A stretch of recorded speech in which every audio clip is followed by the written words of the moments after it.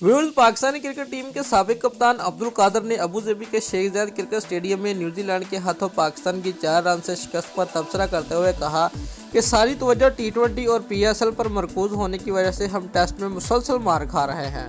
Viewers, एक interview में उन्होंने कहा कि टेस्ट मैच के चौथे दिन हमारी टीम जीत के लिए मतलूबा 139 रन हासिल न कर सकी, जो कि अफसोसनाक है।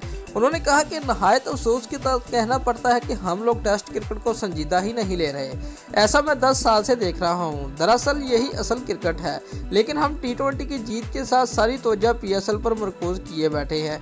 यही वजह कि हम टेस्ट क्रिकेट में मुसलसल मार खा रहे हैं। व्यूअर्स, पाकिस्तान के लिए 1977 से 1990 तक 67 टेस्ट मैचों में 32.80 की औसत से 236 टेस्ट विकेट हासिल करने वाले अब्दुल कादर ने कहा कि अबू धाबी टेस्ट में किसी एक खिलाड़ी को मौजूद इल्ज़ाम ठहराना गलत नहीं होगा, क्योंकि सब ही खराब खेले। ऐसा पहली बार नहीं हुआ।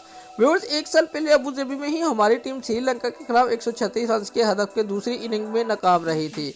अब्दुल कादर ने कहा कि जब कायदे-ए-आज़म ट्रॉफी जैसे टूर्नामेंट की परफॉर्मेंस को मौका नहीं दिया जाएगा और चीफ सेलेक्टर अपने भतीजे को उम्दा कारकर्दगी दिखाने वालों पर फोकस देंगे तो इंसाफ के तकाजे कैसे पूरे होंगे।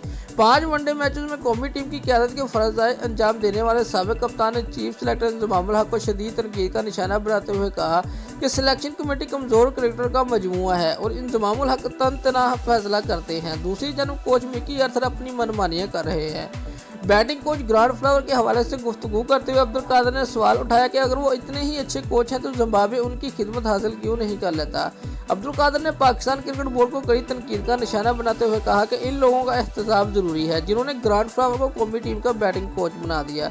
ये सरासर पाकिस्तान के बेहतरीन खिलाड़ियों की नाकदरी है। उन्होंने कहा कि पाकिस्तान क्रिकेट में जवेद मियांदाद, मुश्ताक, मोहम्मद यूनुस खान, मोहम्मद यूसुफ, आमिर सुहेल जैसे बैट्समैन मौजूद हैं। ताहम कोई बता सकता है कि इन खिलाड़ियों को नज़रअंदाज करके हम गैर मुल्की कोचेस को हज़ारों डॉलर किस बुनियाद पर दे रहे हैं। दोस्तों, अगर आपको हमारी ये वीडियो पसंद आई है तो लाइक और कमेंट लाजमी करें और हमारे चैनल को सब्सक्राइब करना मत भूलिए। शुक्रिया।